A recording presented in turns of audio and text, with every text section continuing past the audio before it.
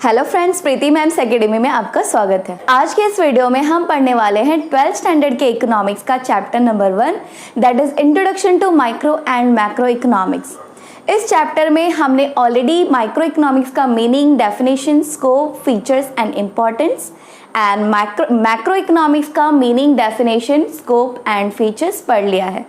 अब इस वीडियो में हम इस पूरे चैप्टर का लास्ट क्वेश्चन पढ़ेंगे, that is importance of macro economics. तो चलिए स्टार्ट करते हैं। तो फ्रेंड्स, हम पढ़ने वाले हैं इम्पोर्टेंस ऑफ मैक्रो इकोनॉमिक्स। यहाँ हम जानेंगे कि मैक्रो इकोनॉमिक्स की क्या खासियत है, मैक्रो इकोनॉमिक्स की स्टडी हमें क्या हेल्प करता है, मैक्रो इकोनॉमिक्स का स्टडी हमारे लिए क्यों इम्पॉर्टेंट है। ठीक है, तो मैक्रो इकोनॉमिक्स में इम्पॉर्टेंस ऑफ मैक्रो इकोनॉमिक्स में पहला पॉइंट है फंक्शनिंग ऑफ एन इकोनॉमी। एक इकोनॉमी का मतलब क्या होता है? अर्थव्यवस्था। मैंने आपको पहले भी बताया था, अर्थव्यवस्था यानी कि आर्थिक व्यवस्था।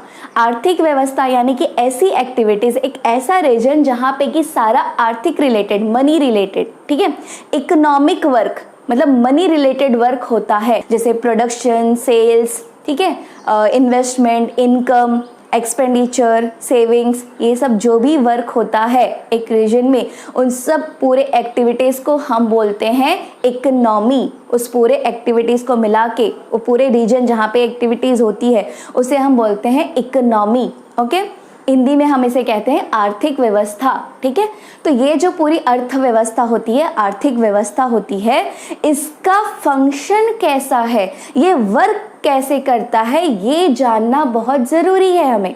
राइट, ये जानना ज़रूरी है हमारे लिए या जो इस देश को चलाएगा उसके लिए, गवर्नमेंट के लिए। ये ज़रूरी है जानना कि हमारा देश का आर्थिक व्यवस्था कैसा है, मनी रिलेटेड जो भी एक्टिविटीज़ हो रही है, ठीक है, व्यापार हो रहा है, प्रोडक्शन हो रहा है, सेल्स हो रहा है, एक्सपेंडिचर हो रहा है, कंजम्पशन हो रहा है, इन्वेस्टमेंट हो रहा है, वो कैसा हो रहा है, उससे देश का ग्रोथ हो रहा है कि नहीं हो रहा है, ये जानना ज़रूरी है। और ये जानने के लिए हमें कौन मदद करता है? Macro economic study. Macro economic study करके हम हमारे कंट्री के, हमारे देश के आर्थिक व्यवस्था यानी कि इकोनॉमी के फंक्शन कि वो कैसे वर्क करता है ये जान सकते हैं। यहाँ इनकम रिलेटेड डिस्ट्रीब्यूशन कैसे होता है, पैसे का कैसे लेन देन होता है, पैसा इनकम कमाते कैसे हैं, खर्च कहाँ हो रहा है, कितना हो रहा है, किस क्षेत्र में कम पैसे जा रहे हैं, किस क्षेत्र में ज़्यादा पैसे जाने की ज़रूरत है, किस क्षेत्र, कौन सा क्षेत्र हमारा, कौन सा रीजन वीक है, कौन सा रीजन फाइनेंशियली स्ट्रांग है, कहाँ ध्यान देने की ज़रूरत है, ये सब कुछ जानना ज़रूरी है एक गवर्नमेंट को खास करके। और इसके लिए उन्हें कौन सी पढ़ाई करनी पड़ती है? मैक्रो इकोनॉमिक्स की। अब मैक्रो इकोनॉमिक्स की पढ़ाई करके हम जान सकते हैं कि इकोनॉमी की फंक्शन कैसी है। फंक्शन का मतलब क्या होता है? वर्क, काम, कि वो चीज़ काम कैसा करता है। अब जैसे कि ये मार्कर है, ये मार्कर क्या काम करता है? लिखना। तो मार्कर का फंक्शन है लिखना। तो उसी तरह से इकोनॉमी के जो भी फंक्शंस है वो कैसे फंक्शन कर रहा है, क्या काम कर रहा है, उसको समझने के लिए हमें मैक्रो इकोनॉमिक स्टडी की हेल्प लगती है। मैक्रो इकोनॉमिक स्टडी की मदद से हम ये समझ सकते हैं, हम ये जान सकते हैं कि एक इकोनॉमी कैसे काम करता है, कैसे पैसे कमाता है, कैसे खर्च कर रहा है, कितना इन्वेस्ट कर रहा है, ऑल दैट, उसके फंक्शनिंग को समझ सकते हैं। तो इसमें क्या लिखा है इस पॉइंट में हम पढ़ के देखते हैं। ओके, तो आपका टेक्स्ट बुक ओपन कर लीजिए। अगर मैं कुछ भी इंपॉर्टेंट बताती हूँ तो आप वो नोट डाउन करके अंडरलाइन करके रखा करिए। तो यहाँ पे पहला पॉइंट है फंक्शनिंग ऑफ एन इकोनॉमी। इसमें क्या लिखा है देखते हैं। Macro economic analysis gives us an idea of the functioning of an economic system. हमारा जो इकोनॉमिक सिस्टम है, अर्थव्यवस्था है, पैसे से रिलेटेड जो भी एक्टिविटीज़ हो रही है हमारे देश में, इकोनॉमी में, वो कैसे काम करता है, कैसे फंक्शन करता है, कितना इनकम होता है, कितना हमारे देश का ग्रॉस डोमेस्टिक प्रोडक्ट कितना है, प्रोडक्शन कितना है, ठीक है, कितना product and goods and services produce हो रहे हैं दिए गए समय में, मतलब 1 फाइनेंशियल ईयर में, कितना सेल्स हो रहा है, कितना डिमांड है, कितना सप्लाई है, कितना कंजम्पशन है, कितना सेविंग्स है, कितना इन्वेस्टमेंट है, ये सब स्टडी करने में हेल्प करता है। ठीक है, आगे क्या दिया है? It helps us to understand the behaviour pattern of aggregative variables in a large and complex economic system. Economic system, अर्थव्यवस्था कैसा होता है? कॉम्प्लेक्स। कॉम्प्लेक्स क्यों होता है? क्योंकि यहाँ सारे घटक, सारे फैक्टर्स, सारे वेरिएबल्स एक दूसरे पे डिपेंड होते हैं। हमने ये देखा फीचर्स में, राइट, कि कैसे सारे वेरिएबल्स एक दूसरे पे डिपेंड होते हैं। इनकम, एम्प्लॉयमेंट, प्रोडक्शन, ठीक है, इन्वेस्टमेंट, सब एक दूसरे पे डिपेंडेड होते हैं। तो ये चीज़ें क्या है, समझना थोड़ा सा कॉम्प्लेक्स है। ये इकोनॉमी जो वर्क करता है थोड़ा कॉम्प्लेक्स है, ठीक है, एक दूसरे से सब कुछ जुड़ा हुआ है, और इसीलिए इसको समझने में, इसके बिहेवियर पैटर्न को, ये कैसे वर्क करता है, ये समझने के लिए हमें ये सारे जितने भी इसके एग्रीगेट वेरिएबल्स है, जैसे कि डिमांड, तो एग्रीगेट डिमांड, टोटल डिमांड की स्टडी करनी पड़ती है। अगर सप्लाई, तो टोटल यानी कि एग्रीगेट सप्लाई की स्टडी करनी पड़ती है। इनकम, तो नेशनल इनकम की स्टडी करनी पड़ती है, यानी कि पूरा इकोनॉमी का जो भी वेरिएबल्स है उन सब का एग्रीगेट लेवल पे स्टडी करना पड़ता है पूरे इकोनॉमी के फंक्शन को अगर हमें समझना है तो। और ये समझने के लिए हमें हेल्प करता है मैक्रो इकोनॉमिक स्टडी। ओके, तो यही दिया है हमें। अब नेक्स्ट पॉइंट हम देखते हैं। नेक्स्ट पॉइंट में क्या दिया है, economic fluctuation. Economic fluctuations, economic fluctuations का मतलब क्या होता है? पहले तो फ्लक्चुएशन का मतलब क्या होता है, उतार चढ़ाव, ठीक है, कम ज़्यादा होना। तो जो इकोनॉमी है हमारा, जो अर्थव्यवस्था है, उसकी जो भी वेरिएबल्स है वो कभी भी सेम नहीं रहते, वो हमेशा चेंज होते रहते हैं, उसमें उतार चढ़ाव आता रहता है। जैसे कि अगर हम इनकम की बात करें तो नेशनल इनकम हमेशा सेम नहीं रहता, उसमें हमेशा उतार चढ़ाव आता रहता है। हर साल का नेशनल इनकम सेम रहता है क्या? नहीं। उसी तरह अगर हम प्रोडक्शन की बात करें, ये भी इकोनॉमी का एक घटक है, एक फैक्टर है, तो प्रोडक्शन भी हमेशा हर साल सेम होता है क्या? जीडीपी सेम होता है क्या हर साल का? नहीं, वो चेंज होते रहता है, फ्लक्चुएशन होते रहते हैं उसमें। तो इस फ्लक्चुएशंस को, यानी कि कितना बढ़ा, कितना कम हुआ और किस वजह से ये बढ़ा, जैसे कि अगर हम डिमांड की बात करें तो डिमांड, जो एग्रीगेट डिमांड है, पूरे इकोनॉमी का डिमांड है, वो मान लो चेंज हुआ, मान लो बढ़ गया, ठीक है, तो किस वजह से बढ़ा, किस रीजन से बढ़ा है, उसे कैसे मेंटेन करना है। अगर कम हुआ है तो किस वजह से कम हुआ है, ये सब अंडरस्टैंड करने में, समझने में हमें हेल्प करता है macro economic study. Macro economic study जो कि लार्ज लेवल पे स्टडी करता है, तो पूरे इकोनॉमी में जो इकोनॉमिक में फ्लक्चुएशंस आते हैं, उसके काम में, उसके फंक्शन में फ्लक्चुएशंस आते हैं, उसे स्टडी करने में हमें हेल्प करता है मैक्रो इकोनॉमिक स्टडी। तो चलिए इसे पढ़ के देखते हैं इसमें क्या लिखा है। इसमें दिया है macro economics helps to analyse. Macro economics क्या करता है? हेल्प करता है क्या करने में? एनालाइज करने में। एनालाइज यानी कि स्टडी करने में। क्या स्टडी करने में? The causes of fluctuations in income, output and employment and makes an attempt to control them और रेड्यूस देयर सिवियरिटी। यानी कि मैक्रो इकोनॉमिक्स का स्टडी हमें हेल्प करता है कॉजेस जानने में। कॉजेस यानी कि कारण जानने में। कौन सा कारण जानने में हेल्प करता है? कि किस वजह से फ्लक्चुएशन आ रहा है, उतार चढ़ाव आ रहा है। क्या चीज़ में उतार चढ़ाव आ रहा है? इनकम लेवल में, देश के इनकम में, ठीक है, नेशनल इनकम में, आउटपुट में, पूरा जो देश का प्रोडक्शन है, पूरे गुड्स एंड सर्विसेज का टोटल प्रोडक्शन, आउटपुट, उसमें क्या चेंजेस आ रहा है? फ्लक्चुएशन यानी कि उतार चढ़ाव आ रहा है। एंड एम्प्लॉयमेंट लेवल, जो एम्प्लॉयमेंट है पूरे देश का, एम्प्लॉयमेंट ज़्यादा है कि कम है, जितनी पॉपुलेशन है उसके हिसाब से एम्प्लॉयमेंट ज़्यादा है, कम है, क्या है, इसमें क्या उतार चढ़ाव आ रहा है, इसे भी समझने में, इन सारे चीज़ों में उतार चढ़ाव समझने में हमें कौन हेल्प करता है? मैक्रो इकोनॉमिक स्टडी हेल्प करता है। And makes an attempt to control them और रिड्यूस देयर सेवेरिटी। और ये भी हमें हेल्प करता है, ये भी अटेम्प्ट करता है कि कैसे ये उतार चढ़ाव कम किया जाए, जो इसमें सेवियरिटी आ गई है, जो रिडक्शन आ गया है, कैसे उसे और बढ़ाया जाए, कैसे कम किया जाए प्रॉब्लम्स को। अगर मान लो इन्वेस्टमेंट कम हो गया है तो इन्वेस्टमेंट को कैसे बढ़ाया जाए। अगर डिमांड लेवल कम हो गया है, एग्रीगेट डिमांड कम हो गया है, तो उसे कैसे बढ़ाया जाए। इनकम कम हो गया है, नेशनल इनकम कम हो गया है, तो उसे कैसे बढ़ाया जाए। हमें ये भी सॉल्यूशन देता है macro economic study. Macro economic study करके, लार्ज लेवल पे स्टडी करके ये सारे प्रॉब्लम्स का सॉल्यूशन हम फाइंड आउट कर सकते हैं, ठीक है। इसलिए मैक्रो इकोनॉमिक्स का इंपॉर्टेंस है ये। आगे क्या दिया है, अब नेक्स्ट पॉइंट हम देखते हैं। तो नेक्स्ट पॉइंट दिया है नेशनल इनकम। नेशनल इनकम जो कि एक बहुत ही इम्पॉर्टेंट फैक्टर है हमारे पूरे इकोनॉमी का। जैसे कि हमने फीचर्स पढ़ते वक्त जाना कि हर चीज़, जितने भी इकोनॉमी के वेरिएबल्स हैं, जितने भी फैक्टर्स हैं, आपस में जुड़े हुए हैं। इकोनॉमी के जो भी पार्ट्स है आपस में जुड़े हुए हैं, इंटरडिपेंडेंट है, राइट। जैसे कि मान लीजिए प्रोडक्शन है, कंजम्पशन है, ये सब किससे जुड़े हुए हैं? इनकम से जुड़े हुए हैं, राइट। अगर लोग ज़्यादा इनकम कमाएंगे तो ज़्यादा कंजम्पशन करेंगे, कंजम्पशन ज़्यादा करेंगे तो बिजनेसेस जो प्रोड्यूसर्स है, बिजनेसेस यूनिट्स है, ठीक है, प्रोडक्शन सेक्टर्स है, उनका इनकम बढ़ेगा, तो वो इनकम ज़्यादा कमाएंगे क्योंकि एक का खर्चा दूसरे का इनकम होता है, राइट। तो उनका इनकम बढ़ेगा, फिर वो और ज़्यादा इन्वेस्टमेंट करेंगे और ज़्यादा प्रोडक्शन करेंगे, और जितना ज़्यादा प्रोडक्शन करेंगे उतना ज़्यादा एम्प्लॉयमेंट जनरेट होगा, और उतने ही ज़्यादा लोगों का फिर और इनकम बढ़ेगा जितना ज़्यादा एम्प्लॉयमेंट जनरेट होगा, फिर और ज़्यादा लोग कंजम्पशन करेंगे, फिर और ज़्यादा कंजम्पशन करेंगे तो और ज़्यादा प्रॉफिट होगा, इनकम और ज़्यादा बढ़ेगा बिजनेसेस यूनिट्स का और जो भी इन प्रोडक्शन सेक्टर्स है उनका, फिर और ज़्यादा वो इन्वेस्टमेंट करेंगे, फिर और एम्प्लॉयमेंट जनरेट होगा, प्रोडक्शन बढ़ेगा। तो इस तरह से ये चीज़ें डिपेंडेड है एक दूसरे पे, और मोस्टली सब किस पे डिपेंडेड है? इनकम पे, नेशनल इनकम पे। इसीलिए नेशनल इनकम के बारे में पढ़ना बहुत ज़रूरी है। और अगर हमें नेशनल इनकम पढ़ना है कि नेशनल इनकम क्या है, ठीक है, और नेशनल इनकम को काउंटिंग कैसे करना है, पूरे देश के इनकम को कैसे काउंट करना है, कौन से अलग अलग मेथड्स है उसे काउंट करने के, कैसे उसे स्टडी करना है, नेशनल इनकम को क्या क्या फैक्टर्स इफेक्ट करता है, कौन से फैक्टर्स के वजह से एक इकोनॉमी का नेशनल इनकम कम या ज़्यादा होता है, उसमें फ्लक्चुएशंस आता है, ये चीज़ों को समझने में, इसे अंडरस्टैंड करने में हमें हेल्प करता है मैक्रो इकोनॉमिक स्टडी।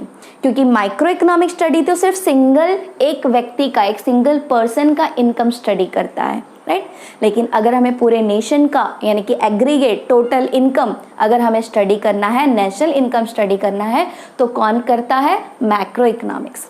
इसीलिए मैक्रो इकोनॉमिक्स का इंपॉर्टेंस है। मैक्रो इकोनॉमिक्स हमें हेल्प करता है नेशनल इनकम पढ़ने में, उसे समझने में और उसको काउंट करने में, कैसे काउंट करना है, method of counting national income, इसमें भी हेल्प करता है। तो हम पढ़ के देखते हैं इसमें क्या दिया है। Study of macroeconomics has brought forward the immense importance of the study of national income and social accounts. National income की स्टडी कितना ज़रूरी है, कितना इम्पॉर्टेंट है, ये बात हमें कैसे पता चला? मैक्रो इकोनॉमिक स्टडी से। मैक्रो इकोनॉमिक स्टडी ने ये सामने लाया ये बात कि नेशनल इनकम जो है उस पे ही पूरे इकोनॉमी का, जो अर्थव्यवस्था का most of the factors depended है, ठीक है, सब इंटर रिलेटेड है आपस में। इसीलिए एक देश का नेशनल इनकम, वहाँ का इनकम जानना, पढ़ना बहुत ज़रूरी है इकोनॉमिक के फंक्शन को अच्छे से समझने के लिए, या फिर इकोनॉमिक वेरिएबल्स में जो भी चेंजेस आते हैं वो किस वजह से आते हैं ये सब समझने के लिए, उसमें उतार चढ़ाव किस वजह से आता है इसे समझने के लिए नेशनल इनकम की स्टडी बहुत ज़रूरी है। ये बात हमें किसने समझाई? मैक्रो इकोनॉमिक स्टडी ने। आगे क्या दिया है? Without a study of national income, it is not possible to formulate correct economic policies. जो भी इकोनॉमिक पॉलिसीज बनानी होती है, गवर्नमेंट जो पूरे इकोनॉमी को चला रहा है, ठीक है, उसका देख रेख कर रहा है, उसे बड़े बड़े पॉलिसीज बनाने पड़ते हैं रिगार्डिंग इकोनॉमिक ग्रोथ, ठीक है, taxation policies and many more policies. ये सारे पॉलिसीज बनाने के लिए उसे नेशनल इनकम स्टडी करना बहुत ज़रूरी होता है। तो नेशनल इनकम को कैसे स्टडी करना है, क्या अलग अलग मेथड्स है उसे स्टडी करने के, काउंटिंग करने के, ये हमें बताता है मैक्रो इकोनॉमिक स्टडी। ओके, तो अब ये हमने पॉइंट पढ़ लिया। अब हम नेक्स्ट पॉइंट देखते हैं। नेक्स्ट पॉइंट क्या है? Economic development. तो ये तो हमने फीचर्स में भी देखा था कि एक देश का, एक इकोनॉमी का डेवलपमेंट करना है अगर हमें, ठीक है, डेवलपमेंट रिगार्डिंग पॉलिसीज बनानी है तो उसके लिए उसे कौन से स्टडी करने की ज़रूरत पड़ती है? मैक्रो इकोनॉमिक्स की, क्योंकि माइक्रो इकोनॉमिक एक सिंगल यूनिट की ही सिर्फ स्टडी करता है। तो एक सिंगल यूनिट में सुधार लाके आप पूरे देश का सुधार, पूरे देश का डेवलपमेंट नहीं कर सकते, राइट। अगर एक पर्सन का इनकम कैसे बढ़े ये स्टडी करके, ये सोल्यूशन निकाल के आप पूरे देश का डेवलपमेंट नहीं कर सकते। अगर आपको पूरे देश का यानी कि इकोनॉमिक डेवलपमेंट, एक पूरे इकोनॉमी का, पूरे देश का अगर आपको डेवलपमेंट, इकोनॉमिक डेवलपमेंट करना है, आर्थिक डेवलपमेंट करना है, इकोनॉमिक का मतलब क्या होता है? आर्थिक, मनी रिलेटेड, ठीक है, जो भी पैसे से रिलेटेड जो भी है वो सारे डेवलपमेंट करना है, उसकी क्वालिटी बढ़ानी है, तो कौन सी स्टडी करनी पड़ती है? लार्ज लेवल पे, एग्रीगेट लेवल पे, और लार्ज लेवल पे स्टडी कौन करता है? मैक्रो इकोनॉमिक्स, ठीक है, जिसमें वो पूरे इकोनॉमी के हर एक फैक्टर्स की स्टडी करता है, कैसे एक चीज़ दूसरे पे डिपेंड है और एक चीज़ में उतार चढ़ाव कैसे दूसरे को इफेक्ट करता है, दूसरे फैक्टर को, ये सब स्टडी करता है। डिमांड कैसे इफेक्ट करता है सप्लाई को, सप्लाई कैसे इफेक्ट करता है डिमांड को, कंजम्पशन, एक्सपेंडिचर, इन्वेस्टमेंट, इनकम कैसे सब एक दूसरे को इफेक्ट करते हैं, ये सब स्टडी हम करते हैं मैक्रो इकोनॉमिक्स में। और इसी स्टडी से हम growth related, development related decisions में गवर्नमेंट डेवलपमेंट रिलेटेड डिसीजंस ले सकता है, ठीक है। तो इसमें देखते हैं हम पढ़ के क्या लिखा है। Economic development, advanced studies in macro economics help to understand the problem of developing countries such as poverty, inequalities of income and wealth। अब यहाँ पे हमें दिया है कि एडवांस स्टडीज़ करके, लार्ज लेवल पे स्टडीज़ करके, ठीक है, अच्छे से स्टडीज़ करके इन मैक्रो इकोनॉमिक्स में अगर हम एडवांस लेवल पे, हाई लेवल पे स्टडी करें तो वो हमें हेल्प करता है ये अंडरस्टैंड करने में कि जो भी डेवलपिंग कंट्रीज़ की प्रॉब्लम्स है, जैसे कि poverty, unemployment, inequalities of income and wealth. Inequalities of income and wealth का मतलब क्या होता है? अमीरी गरीबी, कोई अमीर है, कोई गरीब है, कोई ज़्यादा कमाता है, कोई कम कमाता है, किसी के पास ज़्यादा धन है, किसी के पास कम धन है, इसको हम बोलते हैं inequalities in income and wealth. तो ये क्यों है, एक इकोनॉमी में ऐसा क्यों है, क्यों कुछ लोग अमीर है, गरीब है, राइट? ऐसे तो ये हर इकोनॉमी में कुछ गरीब और कुछ अमीर होंगे ही, ये पूरी तरह से ख़त्म नहीं हो सकता क्योंकि सबका, हर एक व्यक्ति का इनकम कभी सेम नहीं हो सकता। हाँ, लेकिन जब ये डिफरेंस बहुत ज़्यादा हो तो वहाँ प्रॉब्लम आती है, उसे पढ़ने की ज़रूरत पड़ती है और उसका सोल्यूशन ढूंढने की ज़रूरत पड़ती है। फिर पॉवर्टी यानी कि गरीबी, अगर गरीबी है तो क्यों है, क्या रीज़न है और कैसे उसे सुधारा जाए, ये सब प्रॉब्लम्स को सॉल्व करने में हमें हेल्प करता है मैक्रो इकोनॉमिक स्टडी। फिर क्या दिया है? Differences in the standard of living of the people etcetera. Standard of living of the people के स्टैंडर्ड ऑफ लिविंग में कैसे डिफरेंसेस है और वो क्यों है। आपने देखा होगा एक व्यक्ति ऐसा है जो कि बहुत ही सिंपल सा लाइफ जी रहा है, उसे दिन में खाने के लिए, पूरे दिन के खाने के लिए भी पैसे नहीं है उसके पास, ठीक है, सुबह को खाया तो शाम को खाने के लिए पैसे होंगे या नहीं ये नहीं पता उसे दिन, हर एक दिन के लिए मेहनत, पूरा स्ट्राइविंग करना पड़ता है उसे एक एक दिन के रोजी रोटी के लिए। तो ये चीज़ें क्यों है, ये प्रॉब्लम्स क्यों है, ये समझने में, इसकी स्टडी करने में और इसका सोल्यूशन ढूंढने में हमें हेल्प करता है मैक्रो इकोनॉमिक स्टडी। ओके, आगे क्या दिया है देखते हैं। It suggest important steps to achieve economic development. यही इतना ही नहीं बल्कि ये हमें सजेस्ट करता है कि क्या स्टेप्स लेना चाहिए इस प्रॉब्लम्स का सोल्यूशन निकालने के लिए। Poverty, unemployment, inequalities in income and wealth, इसको हटाने के लिए या इसे कम करने के लिए क्या सोल्यूशन निकालना है, क्या एक्शंस लेना है, ये पॉलिसीज बनाने में भी हेल्प करता है गवर्नमेंट का। ओके, कौन सी स्टडी? मैक्रो इकोनॉमिक स्टडी, ठीक है। तो अब हम नेक्स्ट पॉइंट देखते हैं। नेक्स्ट पॉइंट क्या है? Performance of an economy. तो परफॉर्मेंस ऑफ एन इकोनॉमी का मतलब हम एक इकोनॉमी यानी कि एक देश का परफॉर्मेंस कैसा है, उसने पास्ट से लेकर अभी तक क्या ग्रोथ किया है, क्या प्रोग्रेस किया है, ये अगर हमें जानना है, उसमें क्या सुधार आया है इकोनॉमी में, ये अगर हमें जानना है तो हमें कौन सी स्टडी करनी पड़ती है? Macro economic study. क्योंकि सुधार आएगा तो सिर्फ एक यूनिट या एक फर्म या एक सिंगल हाउस होल्ड या एक पर्सन की वजह से नहीं आएगा। इकोनॉमी में, पूरे देश में अगर सुधार आ रहा है, परफॉर्मेंस अच्छा हो रहा है, तो पूरे देश के आर्थिक व्यवस्था की वजह से हो रहा है, पूरी इकोनॉमी के वजह से हो रहा है। तो उसमें हर एक घटक को अच्छे से जब हम पढ़ेंगे, उसके हर एक फैक्टर्स को जब हम स्टडी करेंगे, एग्रीगेट लेवल पे, लार्ज लेवल पे स्टडी करेंगे, तो ही हमें ये समझ में आएगा। और अगर इसके परफॉर्मेंस में कुछ डाउन फ्लो आया है, अच्छा नहीं हुआ है, तो वो भी हमें पढ़ने के लिए, वो भी हमें समझने के लिए हेल्प करता है macro economic study. Large level पे स्टडी करेंगे तो ही हमें समझ में आता है। तो मैक्रो इकोनॉमिक स्टडी करके हम ये जान पाते हैं कि एक इकोनॉमी में नेशनल इनकम बढ़ा है या कम हुआ है, उसका परफॉर्मेंस अच्छा हुआ है या डाउन हुआ है, गुड्स एंड सर्विसेज की प्रोडक्शन बढ़े हैं या और कम हुए हैं, ये जानने में हमें हेल्प करता है। क्योंकि एक इकोनॉमी का परफॉर्मेंस डिपेंड करता है उसके नेशनल इनकम पे। अगर नेशनल इनकम बढ़ेगा मतलब परफॉर्मेंस बढ़ेगा, परफॉर्मेंस बढ़ा है, राइट। नेशनल इनकम कब बढ़ेगा? जो वहाँ पे गुड्स एंड सर्विसेज के प्रोडक्शन बढ़ेंगे। जितना ज़्यादा गुड्स एंड सर्विसेज प्रोड्यूस होगा उतना ही वहाँ का नेशनल इनकम बढ़ेगा, लोगों की इनकम बढ़ेगी, राइट। तो इनकम कितना बढ़ा है या कम हुआ है ये सब कैसे पता चलता है हमें, कौन से स्टडी से, मैक्रो इकोनॉमिक स्टडी से। इसीलिए मैक्रो इकोनॉमिक स्टडी हमें हेल्प करता है एक इकोनॉमी का परफॉर्मेंस जानने में, कि परफॉर्मेंस अच्छा हुआ है या और ख़राब हो रहा है, ये जानने में हेल्प करता है। चलिए पढ़ के देखते हैं इसमें क्या लिखा है। Macro economics help us to analyse the performance of an economy. Macro economic study help करता है ये एनालाइज करने में, ये स्टडी करने में कि एक इकोनॉमी का परफॉर्मेंस कैसा था, ठीक है, कैसा काम किया उसने, अच्छा किया, बुरा किया। ये national income estimates are used to measure the performance of an economy over time by comparing the production of goods and services in one period with that of the other period। वही मैंने जो अभी आपको समझाया वही लिखा है कि एक इकोनॉमी का परफॉर्मेंस इम्प्रूव हुआ है कि क्या हुआ है, ये समझने के लिए हमें वहाँ का नेशनल इनकम पढ़ना पड़ेगा। नेशनल इनकम और वहाँ के गुड्स एंड सर्विसेज के प्रोडक्शन अगर बढ़े हैं मतलब इकोनॉमी का परफॉर्मेंस अच्छा हुआ है, अगर कम हुआ है मतलब इकोनॉमी का परफॉर्मेंस खराब हुआ है, ठीक है। तो ये जानने में हमें हेल्प करता है मैक्रो इकोनॉमिक स्टडी। अब हम नेक्स्ट पॉइंट देखते हैं। नेक्स्ट पॉइंट क्या लिखा है, study of macro economic variable.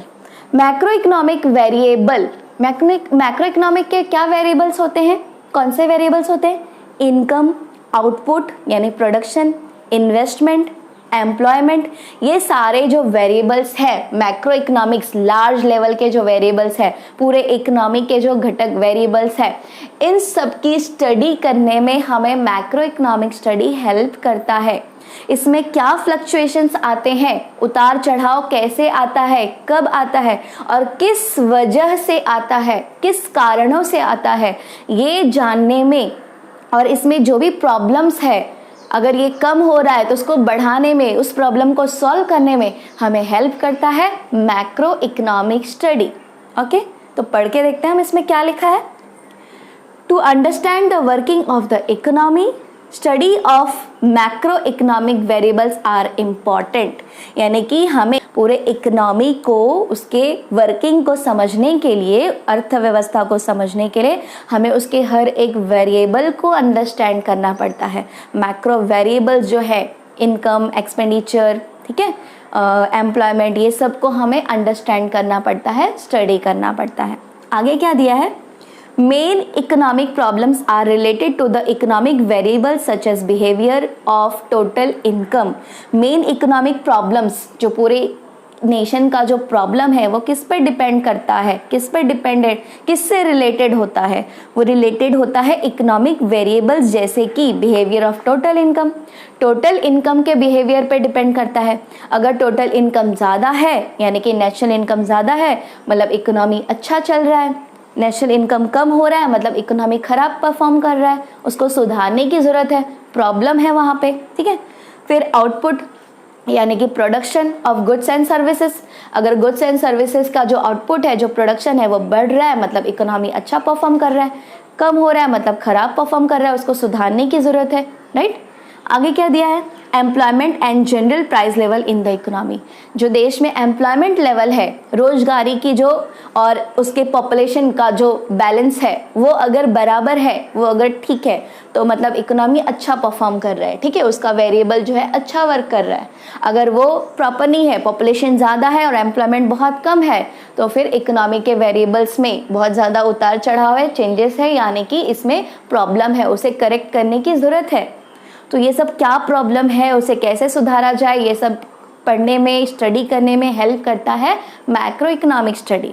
आगे क्या दिया है हमें, general price level and general price level in the economy. मतलब इकोनॉमी में जो जनरल प्राइस लेवल है, price level, general price level का मीनिंग क्या बताया था मैंने, जितने भी गुड्स एंड सर्विसेज हैं उन सभी गुड्स एंड सर्विसेज के प्राइसेस का एवरेज, सभी गुड्स एंड सर्विसेज के, करंट गुड्स एंड सर्विसेज के प्राइसेस का एवरेज जब हम निकालेंगे तो उसे हम बोलते हैं जनरल प्राइस लेवल।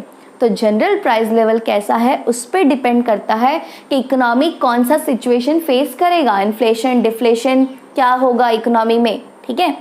आगे इन्फ्लेशन आ सकता है क्या, ये डिफ्लेशन का सिचुएशन हो सकता है क्या, ये सब जानने के लिए हमें हेल्प करता है। तो ये सब वेरिएबल्स को हमें स्टडी करना ज़रूरी होता है इकोनॉमी के, अर्थव्यवस्था के वर्किंग को अच्छे से समझने के लिए और उसमें जो भी प्रॉब्लम्स है उसमें सुधार लाने के लिए, और ये स्टडी करता है मैक्रो इकोनॉमिक स्टडी। ओके, आगे देखते हैं हम, नेक्स्ट पॉइंट देखते हैं क्या दिया है। Next point is level of employment. Employment मतलब रोजगारी, ठीक है। तो रोजगारी, एम्प्लॉयमेंट का क्या लेवल है एक इकोनॉमी में, फुल एम्प्लॉयमेंट है या एम्प्लॉयमेंट कम है, जितने पॉपुलेशंस है उनके हिसाब से एम्प्लॉयमेंट बहुत कम है क्या, ये सब स्टडी करने में हमें हेल्प करता है macro economic study. Macro economic study करके हम ये पता कर सकते हैं कि एक इकोनॉमी में एम्प्लॉयमेंट लेवल कैसा है, ठीक है। तो इसमें हम पढ़ के देखते हैं क्या लिखा है। Macroeconomics helps to analyze the general level of employment and output in an economy. Macroeconomics हमें हेल्प करता है ये पता करने में कि एक इकोनॉमी में एम्प्लॉयमेंट लेवल कैसा है और आउटपुट कैसा है। आउटपुट यानी प्रोडक्शन, क्योंकि जब प्रोडक्शन बढ़ेगा गुड्स एंड सर्विसेज का तभी तो एम्प्लॉयमेंट बढ़ेगा। तो एक साथ दोनों को स्टडी करना है। अगर हमें एम्प्लॉयमेंट रिलेटेड प्रॉब्लम्स की स्टडी करना है तो आउटपुट कितना हो रहा है उस कंट्री का वो भी स्टडी करना पड़ेगा, क्योंकि जितना ज़्यादा आउटपुट बढ़ेगा उतना ही ज़्यादा एम्प्लॉयमेंट जनरेट होगा। प्रोडक्शन जितना बढ़ेगा उतना ही एम्प्लॉयमेंट और जनरेट होगा, और जितना एम्प्लॉयमेंट जनरेट होगा उतने ही प्रोडक्शन बढ़ेगा। दोनों एक दूसरे से इंटर रिलेटेड है, इसलिए इन दोनों की स्टडी करने में हेल्प करता है हमें मैक्रो इकोनॉमिक स्टडी। ओके, तो फ्रेंड्स ये पूरा इंपॉर्टेंस ऑफ मैक्रो इकोनॉमिक्स हमने पढ़ लिया है। होप आपको ये पूरा समझ में आ गया होगा। फिर भी अगर आपको कुछ भी डाउट हो, ना कि सिर्फ इम्पॉर्टेंस ऑफ मैक्रो इकोनॉमिक्स में, जितने भी क्वेश्चंस मैंने आपको करवाए माइक्रो इकोनॉमिक्स के, मैक्रो इकोनॉमिक्स के, इसके अलावा जो अकाउंट्स के जितने भी क्वेश्चंस मैंने करवाए हैं, जैसा कि आप जानते हैं कि अकाउंट्स में भी हमारे 3 चैप्टर्स कंप्लीट हो गए हैं। Partnership final account, bills of exchange और नॉट फॉर प्रॉफिट कंसर्न्स के सारे क्वेश्चंस मैंने अपलोड कर दिए हैं। अगर उसमें भी कुछ डाउट होता है तो आप मुझे कमेंट सेक्शन में पूछ सकते हैं।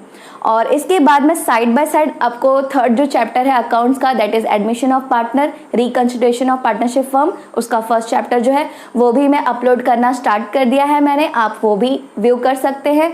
और जो इकोनॉमिक्स का नेक्स्ट चैप्टर है, चैप्टर नंबर 2, वो भी साइड बाय साइड में अपलोड कर रही हूँ, तो आप वो सारे वीडियोस देख सकते हैं। और कुछ भी अगर डाउट हो तो आप मुझे कमेंट सेक्शन में ज़रूर पूछिए। तो फ्रेंड्स, होप आज का ये वीडियो आपको पसंद आया होगा। अगर आपको ये वीडियो पसंद आया है तो इसे प्लीज़ लाइक कीजिए, शेयर कीजिए, और अगर आपने हमारे चैनल को अब तक सब्सक्राइब नहीं किया है तो प्लीज़ इसे सब्सक्राइब कीजिए, और जिन्होंने सब्सक्राइब कर लिया है उनको थैंक यू।